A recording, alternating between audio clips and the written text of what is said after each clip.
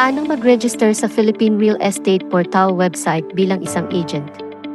Bisitahin ang www.philippinerealestateportal.com. I-click ang profile icon na kasunod ng properties at pindutin ang Are You an Agent?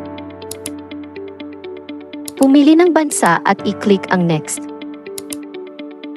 Mapupunta ka sa registration page at ilagay sa form ang mga tamang impormasyon at siguraduhin wasto ang lahat ng mga detalye.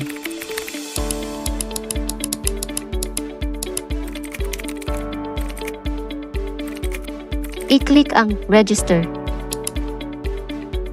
Dadalhin ka sa page na ito, tignan ang OTP na nasend sa iyong email, at i-input ang code at i-verify. Hintayin ang notification sa iyong email na nagsasaad ng details ng iyong registration. Paano mag-login sa Philippine Real Estate Portal website bilang isang agent? I-click ang profile icon at i-tap ang login. I-type ang iyong email at password. At ang panghuli, i-click ang login.